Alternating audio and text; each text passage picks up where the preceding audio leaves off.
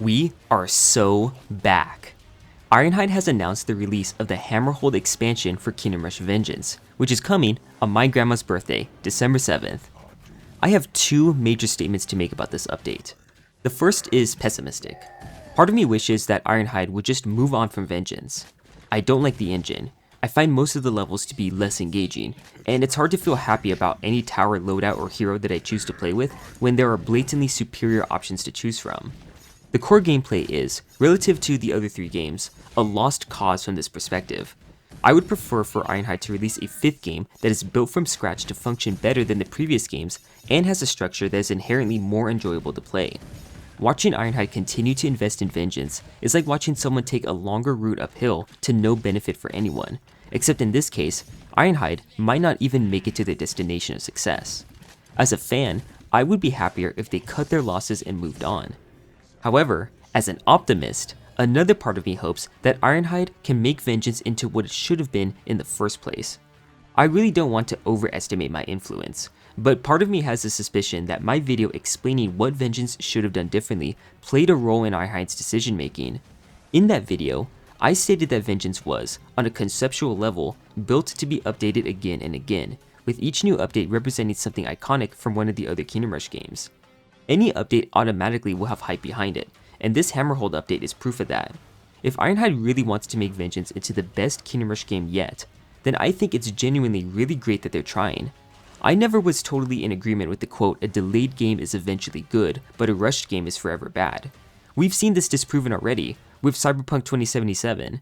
That game was unplayably buggy on release, but eventually was patched into a good game. I know this because my dad played it this year with no prior knowledge about the original state of the game. To him, it's just a good game. From what I've seen, I can still come up with my own critiques of the game, but none of it looks unfixable with another update.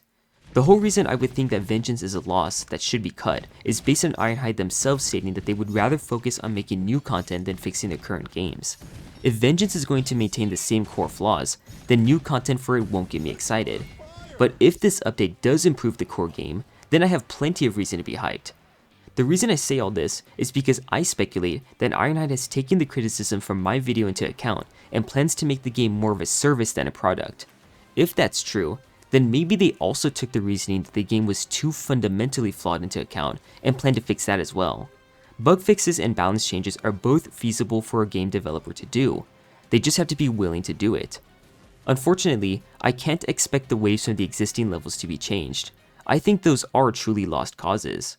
However, that doesn't mean that we can't have a great core game that lends itself to good level design in future expansions. Taking both of these into account, I believe there is a middle ground here. Ironhide is still being experimental. This expansion is going to cost $8 on all platforms, including Steam. This is the first time that we don't get to take extra levels made by Ironhide for granted, but rather have to choose if we want to buy them.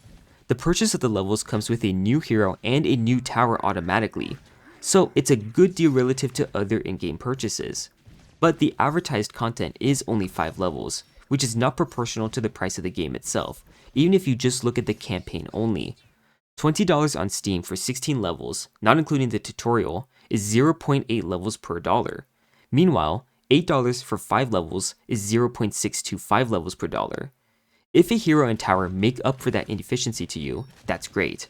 But everyone is going to have their own evaluation of that, so not everyone will be willing to buy the expansion.